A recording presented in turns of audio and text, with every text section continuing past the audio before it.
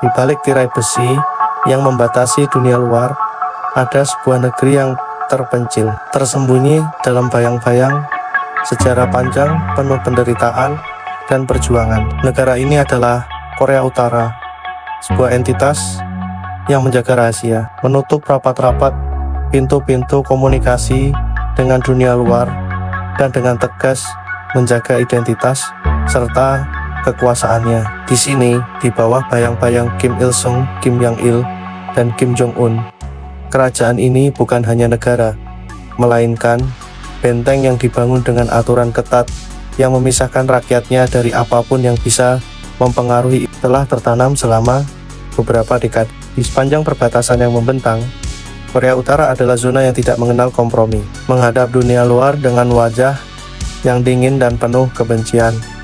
Negara ini telah memilih untuk mengisolasi diri, bahkan dalam dunia yang serba terhubung ini, di mana informasi mengalir seperti air. Korea Utara memilih untuk menutup dirinya rapat-rapat. Bagi dunia luar, ini adalah misteri yang mengerikan. Namun, bagi rakyat Korea Utara, ini adalah kenyataan yang tak terbantahkan. Negara ini memiliki sedikit ruang untuk ruang terbuka, dan lebih banyak untuk gerbang yang terkunci rapat. Setiap gerakan warga negara, setiap kata yang terucap, bahkan setiap pikiran yang dilontarkan diawasi dengan cermat. Kamera pengintai tersembunyi di mana-mana, memantau segala aktivitas dan melaporkan setiap perilaku yang dianggap menyimpang dari norma yang telah ditentukan. Di bawah rezim ini, siapapun yang dianggap mengancam stabilitas politik atau meragukan supremasi pemimpin negara akan dihukum dengan cara yang tak terbayangkan. Tembok-tembok penjara yang gelap dan dingin menunggu mereka yang berani melawan. Tidak ada ruang untuk perbedaan pendapat. Ideologi Juche yang diajarkan oleh Kim Il Sung menjadi fondasi utama yang tidak boleh digoyahkan. Dalam sistem ini, rakyat hanya diperbolehkan untuk menyembah satu pemimpin, satu ideologi, satu negara, dan satu kenyataan yang telah dibentuk oleh negara itu sendiri. Dunia luar adalah musuh yang harus diperangi, dan setiap hubungan dengan mereka adalah pengkhianatan yang tak terampuni. Di balik tembok-tembok ini, rakyat Korea Utara hidup dalam pengetahuan yang sangat terbatas. Mereka hanya mengenal dunia melalui penyaringan yang sangat ketat, yang telah dirancang untuk menghindarkan mereka dari pengaruh luar. Media yang ada hanyalah alat propaganda yang digunakan untuk memanipulasi dan mengendalikan pikiran mereka. Tidak ada akses ke internet bebas, dan informasi yang mengalir ke negara ini hanya yang diizinkan oleh pemerintah. Dalam dunia yang begitu terisolasi, siapapun yang mencoba melangkah keluar dari batasan-batasan ini akan diburu, dihukum, dan bahkan dihilangkan. Pendidikan pun menjadi instrumen kontrol. Anak-anak diajari sejak usia dini untuk tidak mempercayai dunia luar. Mereka diberi gambaran yang begitu kelam tentang negara-negara lain, terutama yang berada di sebelah selatan perbatasan mereka. Sebagai musuh yang ingin menghancurkan Korea Utara, setiap subjek pelajaran berputar di sekitar penghormatan kepada pemimpin mereka dan kebanggaan pada sistem sosialisme yang mereka yakini sebagai satu-satunya jalan yang benar. Namun, meskipun demikian, Korea Utara terus memperlihatkan kekuatan militernya dengan cara yang mengerikan. Program nuklir mereka bukan hanya simbol kekuatan, tetapi juga ancaman langsung terhadap dunia luar. Mereka tidak ragu untuk menentang tekanan internasional, untuk membangun arsenal senjata pemusnah massal yang mampu mengubah peta geopolitik dunia dengan sekejap. Dan di balik itu semua, ketegangan terus meningkat. Setiap percakapan internasional yang melibatkan Korea Utara terasa seperti meniti tepi jurang satu langkah yang salah, dan dunia bisa terperosok ke dalam konflik yang tak terkendali. Negara ini juga terus-menerus mengancam dengan retorika yang tajam. Setiap pernyataan yang keluar dari pemimpin mereka mengandung ancaman, bukan hanya terhadap negara-negara tertentu, tetapi terhadap dunia itu sendiri. Retorika Korea Utara bukan sekadar kata-kata, tetapi peringatan yang menakutkan, yang membuat dunia luar berpikir dua kali sebelum melangkah lebih jauh. Korea Utara dengan segala ketertutupan dan kebijakan anti luarannya, telah menciptakan dirinya sebagai benteng yang hampir tak terjangkau. Di dunia yang semakin terhubung dan transparan, mereka memilih untuk bersembunyi di balik kabut ketidakpastian, menantang dunia luar dengan ancaman, kebijakan yang keras, dan kontrol yang hampir sempurna terhadap rakyatnya. Di dunia yang terbelah ini, ada satu negara yang tetap mempertahankan garis pemisah yang tegas. Sebuah negara yang berusaha keras untuk menghindari segala bentuk perubahan. Korea Utara adalah simbol dari keteguhan yang mengerikan. Sebuah negara yang meskipun terisolasi, tetap mempertahankan klaimnya atas kedaulatan dengan cara yang sangat berbeda, dengan cara yang menegangkan dan penuh dengan ketidakpastian.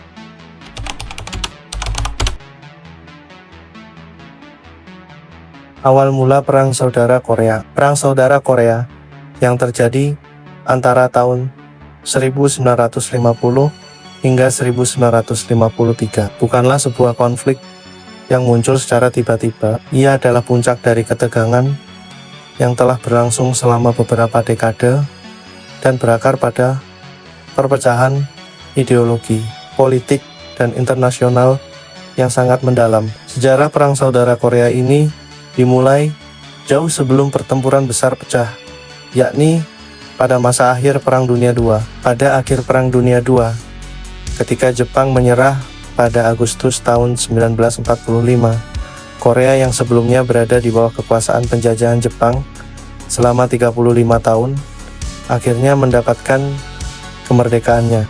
Namun, tidak ada rencana konkret mengenai bagaimana negara yang baru merdeka ini akan dibentuk. Alih-alih merdeka sebagai satu bangsa yang bersatu, Korea terbagi menjadi dua zona pendudukan. Zona utara yang diduduki oleh Uni Soviet dan zona selatan yang diduduki oleh Amerika Serikat. Pembagian ini dilakukan untuk sementara dengan tujuan untuk menyiapkan pemerintahan yang independen. Namun, perbedaan ideologi yang mendalam antara kedua kekuatan besar ini serta ketidakmampuan mereka untuk mencapai kesepakatan segera menimbulkan perpecahan yang lebih mendalam. Di wilayah utara, Soviet mendukung pemimpin komunis Kim Il-sung untuk memimpin pemerintahan sementara. Kim Il-sung adalah seorang partisan yang terlatih di Uni Soviet dan seorang sosialis yang setia kepada ideologi komunisme. Sementara itu, di wilayah selatan, Amerika Serikat mendukung Syngman Rhee, seorang nasionalis konservatif yang sangat berorientasi pada kapitalisme dan sistem pemerintahan demokratis.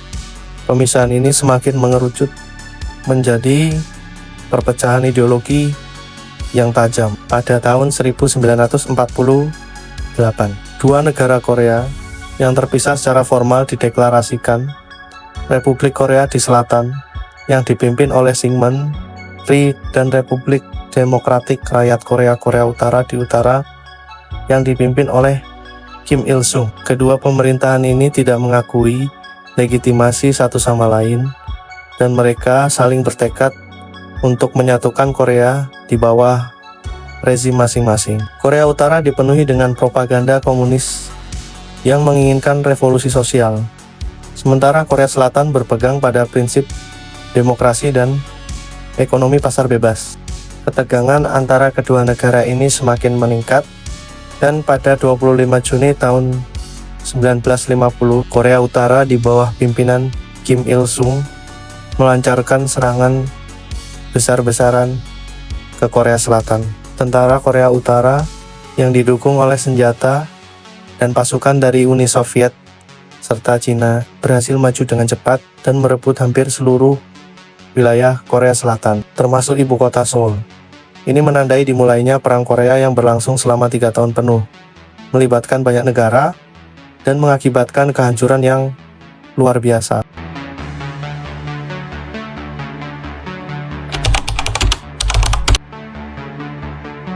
Setelah berakhirnya Perang Korea, meskipun ada gencatan senjata yang ditandatangani pada 1953, Korea Utara dan Korea Selatan tetap terpisah, dan garis perbatasan tetap berada di sepanjang garis demarkasi yang disebut zona demilitarisasi DMZ. Namun, yang lebih penting dari sekadar pembagian geografis, ini adalah bagaimana sistem pemerintahan di Korea Utara berkembang setelah perang, yang didominasi oleh dinasti Kim. Kim Il-sung, pemimpin pertama Korea Utara, menjadi pusat dari sistem pemerintahan yang terpusat dan otoriter. Pada masa pemerintahannya, ia mendirikan sebuah sistem totaliter yang mengutamakan kontrol negara secara absolut, dengan pemimpin sebagai figur yang hampir disembah. Negara dipimpin dengan tangan besi, dan sistem yang terbentuk di bawah kepemimpinannya dikenal dengan nama Juche, sebuah ideologi yang mengutamakan kemandirian dan penolakan terhadap pengaruh luar. Dalam ideologi ini, rakyat Korea Utara diajarkan untuk percaya bahwa mereka harus bergantung pada diri mereka sendiri, baik dalam hal ekonomi, militer, maupun politik.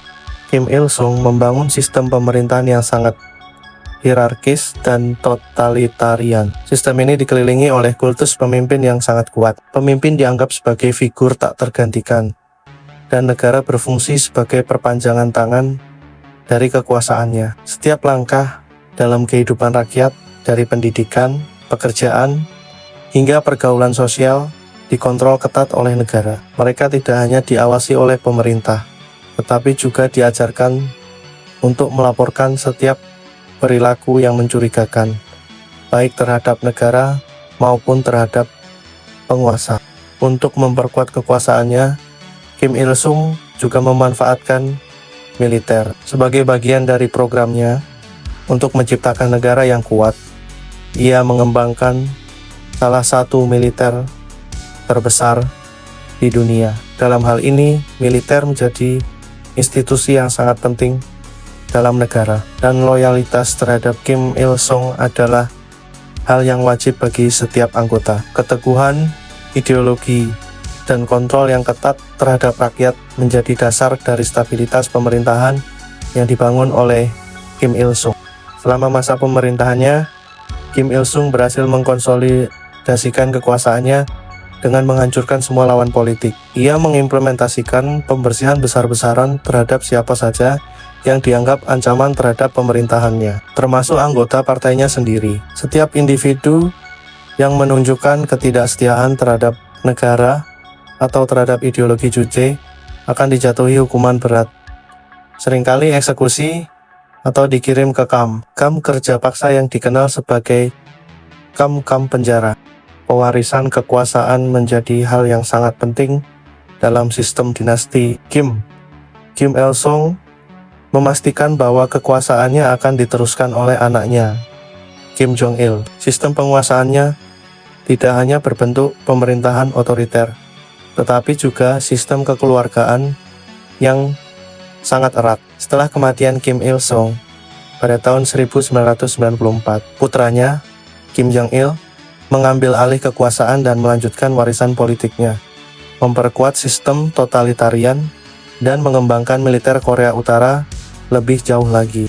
Di bawah pemerintahan Kim Jong-il, negara tetap tertutup bagi dunia luar. Kebijakan yang mendalam terhadap pembangunan senjata nuklir dimulai pada masa pemerintahannya. Meski negara ini sangat miskin dan terisolasi secara ekonomi, Korea Utara terus melakukan pengembangan senjata nuklir sebagai simbol kekuatan dan ketahanan terhadap dunia luar yang dianggap sebagai musuh. Pada tahun 2011, setelah kematian Kim Jong-il, kekuasaan di Korea Utara berpindah ke tangan anaknya yang bungsu, Kim Jong-un. Kim Jong-un meneruskan kebijakan-kebijakan otoriter dan sangat militeristik yang telah dicanangkan oleh pendahulunya. Ia semakin memperkuat sistem kultus pemimpin dan melanjutkan pembangunan senjata nuklir sebagai simbol kekuatan yang tidak dapat digoyahkan.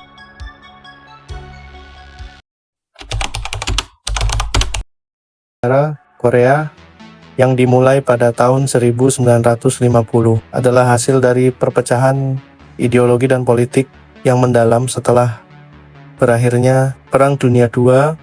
Pembagian Korea menjadi dua negara yang terpisah, Korea Utara yang komunis dan Korea Selatan yang kapitalis, menjadi akar utama dari ketegangan yang akhirnya memuncak dalam perang. Sementara itu, sistem pemerintahan dinasti Kim di Korea Utara telah berkembang menjadi sebuah rezim otoriter yang sangat kuat, yang dikuasai oleh satu keluarga dengan kebijakan yang sangat tertutup dan militeristik. Warisan dari sistem ini masih bertahan hingga saat ini, menciptakan Korea Utara sebagai negara yang terisolasi dan penuh ketegangan dalam hubungan internasional.